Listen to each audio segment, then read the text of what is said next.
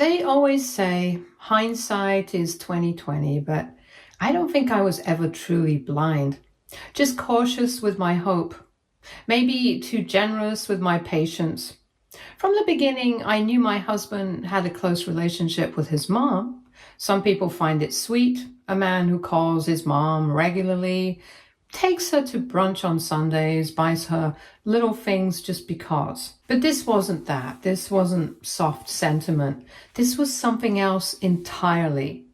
He'd talk about her like she was the gold standard for every woman.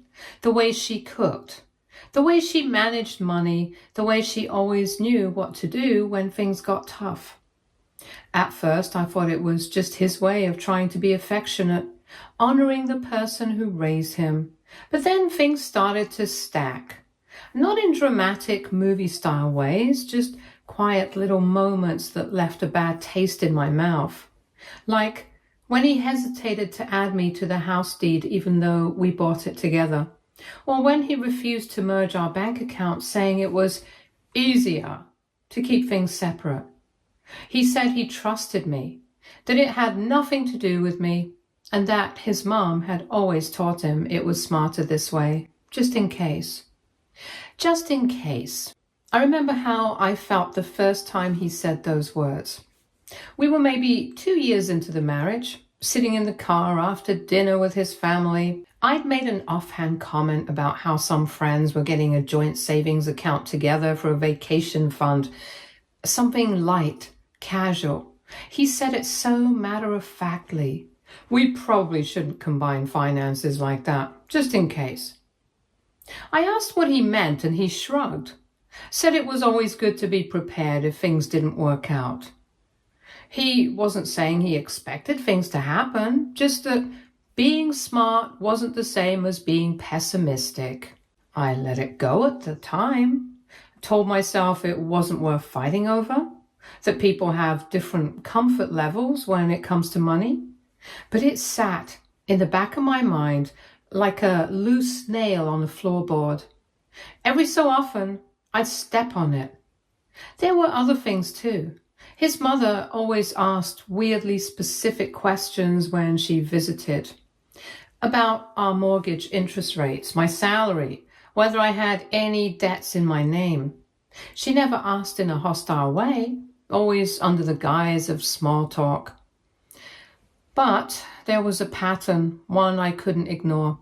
She wasn't just being nosy, she was gathering data, and the more I noticed it, the more it made my skin crawl. I brought it up once, asked him if he thought it was strange how much financial curiosity she had about our household. He waved it off. She said she was just being a mom, that she cared. And when I told him it made me uncomfortable, he got defensive. Said I was reading into things, that I always had to be on guard, always assuming the worst. That stuck with me too.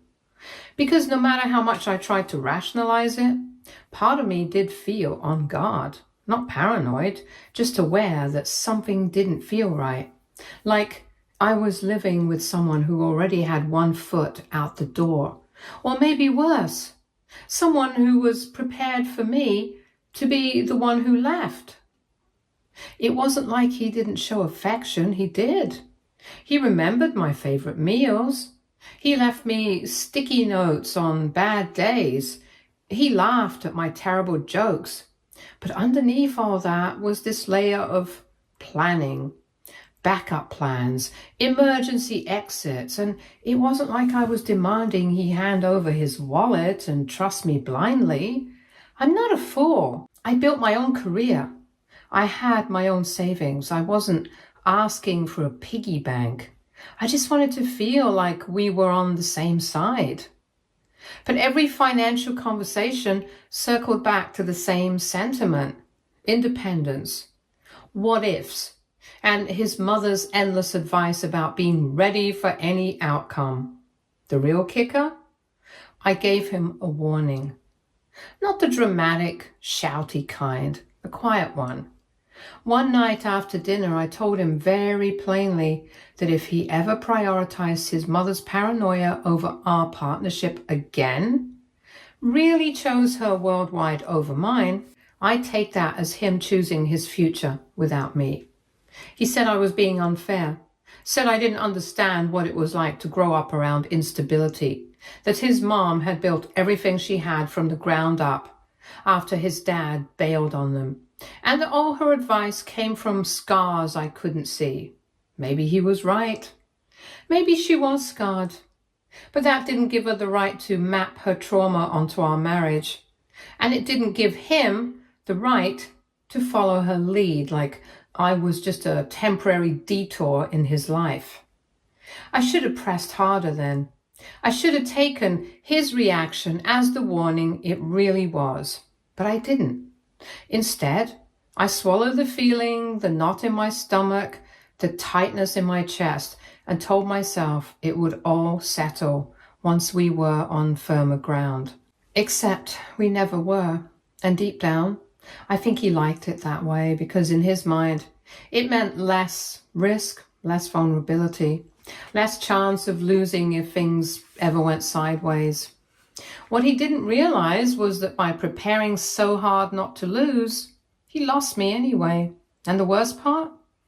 He wouldn't even realize it until it was too late. Update 1. I found a receipt. A stray paper lodged inside a hardcover book I'd picked off the shelf in the guest room while cleaning. I was wiping the bookshelf, flipping through pages out of habit when it fell into my lap. A printed transfer receipt from his bank, dated 6 months prior. The amount? Nearly his entire savings. Transferred to an account under his mother's name. It felt like something inside my chest buckled. I stared at the paper, willing it to make sense, convincing myself it had to be a misunderstanding, a typo, maybe a co-owned emergency fund, something he forgot to mention. But even before I opened my laptop and started pulling up statements, I already knew what I'd find. He had cleared out his savings, not a cent left. The transaction trail was clean, deliberate and quiet. No joint accounts, no conversation, just gone. I didn't confront him right away. I needed a full picture. I logged into every portal, downloaded every statement, every time-stamped receipt, printed and highlighted until my dining table looked like an audit zone. There was no mistake.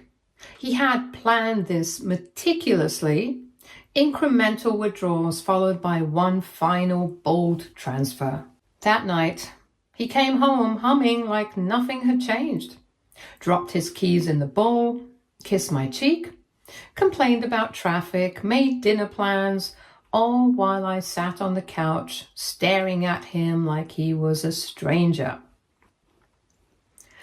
I waited until after dinner. I didn't want him to twist it into another one of those you ruined the evening kind of arguments. When we were in the living room, lights dim, TV humming low, I slid the folder across the coffee table towards him. His eyes narrowed. He asked what it was. I told him to open it. He did, quietly, slowly. His eyes scanned the top page, and I watched the color shift in his face. Not panic, just that slight tightening around his mouth, like a child caught halfway through stealing candy, but still thinking he could lie his way out of it. He asked where I got it. I told him it didn't matter. He asked why I was snooping through his things. I asked if he was seriously trying to turn this around on me. If he actually thought the real crime here was my curiosity, not the fact that he had transferred our future into an account I had zero access to. He said it wasn't our future, it was his savings. I stared at him, floored. I reminded him we'd been married for 5 years, that everything we were building, our mortgage, our life plans, the supposed retirement trips we used to dream about, they all depended on us acting as a team. That he had lied by omission. He said it wasn't lying, he just Didn't share everything. I laughed. I couldn't help it. A bitter, exhausted laugh. Then I asked him why he did it. Why he thought moving every cent into his mother's account behind my back was okay. He didn't even hesitate. He said it was precautionary, just in case we divorced. I went still. He said it like it was completely normal, like people should always be prepared for their marriages to fail, like I should have been impressed by how proactive he was. I reminded him I had warned him, told him once before, that if he ever made a decision that showed he was planning to protect himself instead of trust us, it would be the death of this marriage. He shrugged, said he didn't mean anything by it, that his mom told him it was just being smart, that it wasn't like I'd earned that money or was entitled to it. He said it was his nest egg from before we got married, and it continued on after, and he didn't want to risk losing it. I asked why he even married me if he had already decided I was a risk. He said everyone prepares for the worst, that it didn't mean he didn't love me. This was the moment I realized something brutal. Love, to him, had always come with clauses, disclaimers, fire exits. There was never a version of this relationship where he wasn't already halfway out the door with an emergency bag packed. He kept trying to justify it, said things like, I didn't know how you'd react. It's not like I spent it. I could have told you eventually. Eventually. I asked him what the plan was if we never divorced. Would he just leave it there forever and let his mother control our financial safety net? He didn't answer. I pressed harder. I asked if he thought she would actually give it back if something happened to him. If we needed it for medical emergencies, a down payment on a second home, retirement. He said, of course she would. I asked him if he got that in writing. He blinked. I asked if the account was jointly held, if his name was even on it. He said no. I told him flat out, then it wasn't his money anymore. It was a gift, and he had no legal standing to reclaim it. He tried to backpedal then, said he'd talk to her and have it transferred back, said it was just temporary. I stood up and told him not to bother because it wasn't just about the money. It was about trust, about the fact that he looked at me, someone who had stood by him, supported him, made sacrifices with him, and decided I was a financial threat that needed to be planned for behind my back. He said I was being overly dramatic. I told him he could go to sleep at his mother's house then, since that's where all his loyalty clearly resided. And I went to bed, alone. But I didn't cry. I just lay there, wide awake, knowing his marriage had already ended. He just hadn't caught up to the fact yet. Update 2. After that night, I stopped talking to him like we were married. I still spoke. I wasn't childish about it. But something changed. He noticed it too. The way I responded to him with short nods instead of full thoughts. The way I stopped waiting for him to come home from work or asking about his day or even bothering to sit next to him on the couch. We weren't arguing. We were done. Quietly, flatly done. He thought I needed time. I didn't. What I needed was a plan. And I wasn't going to make the same mistake he did, assuming trust could coexist with secrets. I called a lawyer the very next day, took an early lunch from work, sat in my car with the engine off and had one of the most sobering 45-minute conversations of my life. I laid it all out. The secret transfer, the lack of transparency, the gaslighting. My lawyer didn't flinch. She'd heard it before. Not this exact story, but the pattern. The man who squirreled away money just in case, and then acted shocked when the woman he distrusted finally called it quits. She said something that stuck with me. People like your husband don't prepare for divorce because they think it's inevitable. They do it because deep down, they know they're the problem. That hit hard, but it made things clearer. We had a joint mortgage, a car in both our names, some furniture, and a few small investments. I had my own savings, nothing massive, but enough to stand on. He'd spent years carefully isolating his finances, and now that structure would work beautifully in my favor. He didn't realize it yet. That weekend, I told him we needed to talk. He came into the kitchen like we were going to hash out some misunderstanding. He actually looked relieved, as if he thought I was finally over it and we were going to get back to the normal he was used to. I told him I was filing for divorce. He blinked, laughed like I was joking. I repeated it calmly. His face shifted from confusion to disbelief to anger in seconds. He said I was being irrational, that I was trying to punish him for being smart, that I was letting my emotions ruin a perfectly good marriage. I didn't respond. He paced the kitchen, saying things like I was throwing everything away, that I was acting impulsively, that we could go to counseling if I really needed to feel heard. I told him I didn't need to feel heard anymore. I needed to be free. He said his mom was right about me. That was the last thing he said before slamming the door and disappearing for the rest of the night. I took a deep breath, texted my lawyer to proceed with the paperwork, and slept like a stone. Over the next few weeks, I moved in silence. I updated my personal bank info, transferred my paycheck deposit into a solo account, removed my name from any unnecessary shared utilities. I even made a quiet trip to a storage unit and began boxing things that were mine, sentimental items, irreplaceable things I didn't want to leave behind. He kept trying to talk like we were still figuring things out. 1 minute cold, the next warm. He brought home takeout from my favorite place one night, tried to act like none of this was serious, like he could win me back by pretending he hadn't dug a chasm between us that couldn't be patched. I told him again I was serious. That's when the panic really began.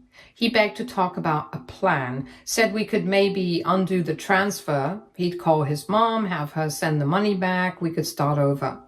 I didn't even entertain it because the issue wasn't the money anymore. It was that he had the audacity to protect himself against me, to plan an escape, while assuming I would stay loyal, trusting, and blind, that I would never leave, even if he left me emotionally long ago. He could have just asked me for a prenup instead of whatever this was. He started saying I was being cruel, I was overreacting, I was teaching him a lesson. I didn't bother correcting him. I let him think this was punishment if that made it easier for him to process. I knew the truth. It wasn't retaliating. I was reclaiming peace. I wanted to be free of his paranoia, and I was setting him free too. The lawyer served him the papers 3 weeks later. He read them at the dining table while I quietly poured coffee and left the room. I didn't need to see the tantrum. I already knew how it would go. I heard the chair slam back, the paper crumble, the faint muffled curse as he paced in the kitchen, finally understanding this wasn't a bluff. It was real. He followed me into the hallway, holding the papers in his hands like they were a personal betrayal. He said he couldn't believe I'd actually go this far. I asked him if he remembered the moment he wired his money to his mom. He said it wasn't the same thing. I told him it was exactly the same thing. He planned for the end. I just decided to meet him there. Update 3. 2 days after the papers were served, he called his mother. I didn't hear the whole conversation. I wasn't eavesdropping. But he paced up and down the hallway like a caged animal, talking low at first and then louder, sharp with frustration. A few phrases drifted through the closed office door. You said it was temporary. I need that money now. No, I'm not joking. There was a pause. Then his voice stunned. What do you mean it's gone? I didn't need to hear anything else. I went about my evening, folded laundry, played something light on TV in the background. I'd seen this coming, not because I had any inside knowledge, but because this was exactly how his mother operated. She was all smiles, all softness until you wanted something back. Then suddenly her memory would fade, her generosity would expire. When he finally emerged, he looked shaken, pale, his mouth open like he wanted to say something, but instead he just sat on the couch and stared at the floor. I didn't ask. He told me anyway that she wouldn't give it back, that she said it had been a gift, not a holding favor, that she'd used some of it for renovations and relocation, the rest into things she couldn't exactly undo. Her words, not mine. She hadn't even denied it. She simply redefined the story in her favor. He looked at me like he expected sympathy or maybe some reassurance that she'd come around, that I'd help him sort it out. I offered none. Instead, I reminded him, "You gave it away." He said he didn't think she'd do this. I asked him what made him think she was loyal to him when her only loyalty had ever been to control. He muttered something about talking to a lawyer. I told him flatly it wouldn't matter. There was no written agreement, no legal documentation, no designation of the money being held in trust. She could spend it, sit on it, shred the proof, and legally he'd have no leg to stand on. He knew it too, and now so did I. This man who had prepared so meticulously to win in a divorce had lost everything the moment he handed his power over to someone who saw him not as a son, but as a pawn. The fallout came quick. His attempts to recover the money were laughable. He tried pleading and then guilt-tripping, claimed it was for his future, that she'd ruined his safety net. She told him coldly that he had no one to blame but himself, that maybe if he hadn't let his wife push him into a corner, he wouldn't be in this mess. That if he hadn't filed for divorce, maybe they could have worked something out. He told her I filed, not him.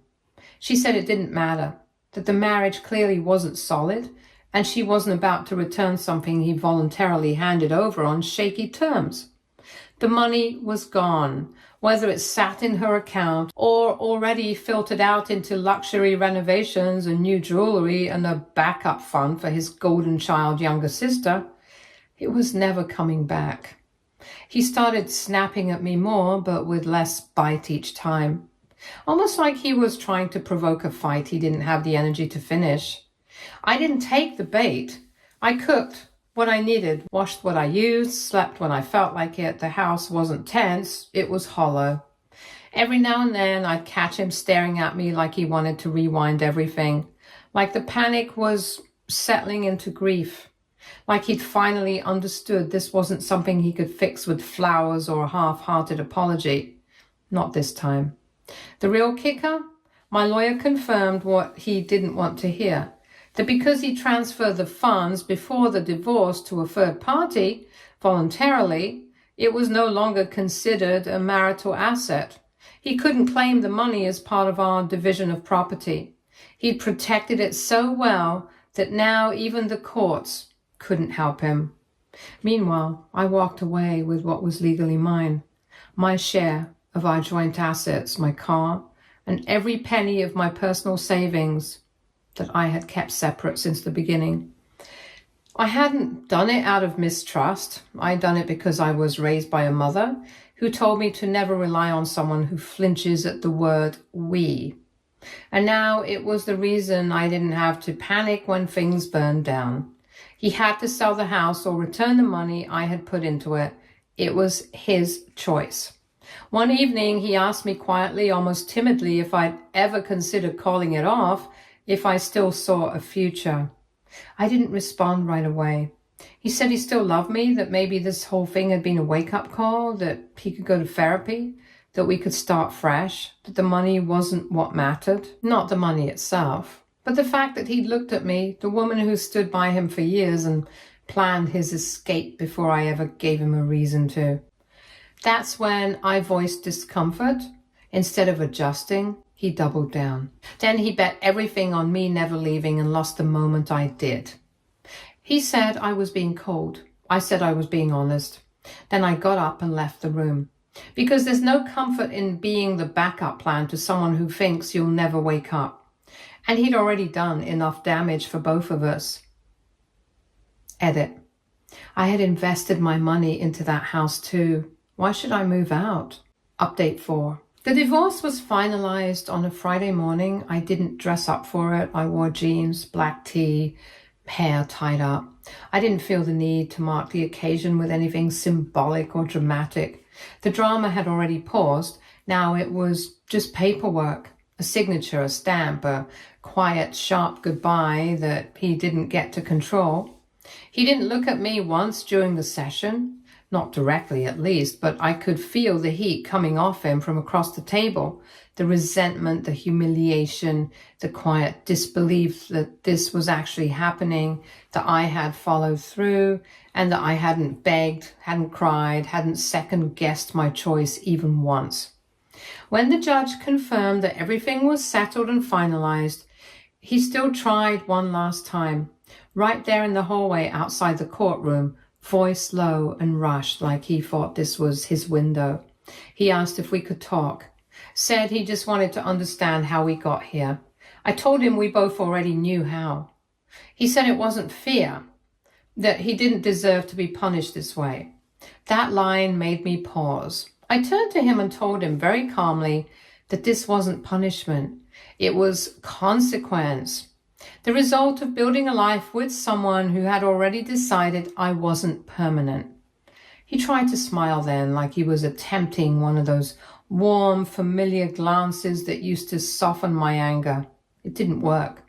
I didn't feel anger anymore. I felt distance, like I was looking at someone I once knew through a fogged-up window, a version of a man I used to trust. And the man standing in front of me now, he wasn't even holding on to me. He was holding on to the idea of what I gave him, stability, a home, a foundation he thought I would never crack. But I was never going to carry his weight again, so I walked away. It didn't take long for the meltdown to follow. About 2 weeks later, I got a call from an unknown number. I let it go to voicemail and then I played it back. It was his voice, tired, strained, almost raspy. He said he'd made a huge mistake, that he couldn't sleep, that everything was slipping out of his hands and he didn't know how to stop it, that his mother wouldn't return his calls anymore, that she was busy or traveling or sick, depending on which excuse she felt like spinning that week. I listened to it once, deleted it, and blocked the number. But the updates kept coming through others. A mutual friend texted me, said he'd quit his job after a public outburst in a staff meeting, and rumor had it he tried to borrow money from co-workers under the table. Another friend mentioned he'd been seen at his mother's place arguing outside her gate, yelling that she owed him everything and that he was ruined because of her. But she didn't let him in. Apparently she was done with him too, and I wasn't surprised because for people like her, loyalty only exists as long as you're useful. And now that his usefulness had expired, his marriage gone, his pride gone, his money certainly gone, she had nothing left to protect. She hadn't just spent the money, she'd spent him.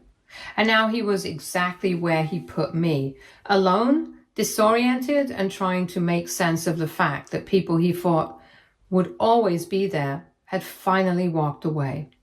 The funny thing was, I didn't feel victorious. This wasn't some revenge arc where I pumped my fists and laughed while he crashed and burned. It was quieter than that. I felt peace. I felt like I'd finally stepped out of a house that had been filling with smoke for years, and I'd been holding my breath the entire time, convinced it was just fog, that we could fix it if we just opened more windows, but it was never fog.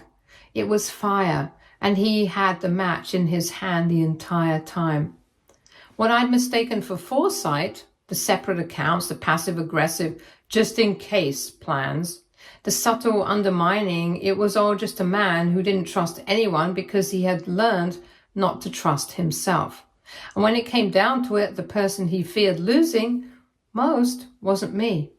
It was the safety net I provided, the love he could fall into without earning, the home he didn't have to protect because he assumed I'd always guard it for both of us.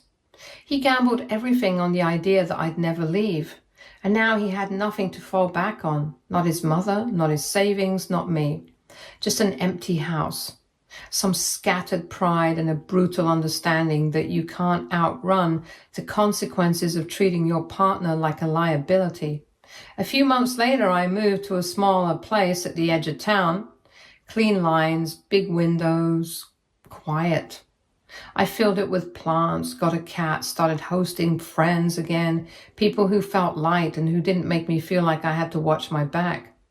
There were moments sometimes late at night where I'd remember the early versions of him, before the mistrust, before the quiet cruelty, and I'd feel a flicker of something soft, not longing, just memory.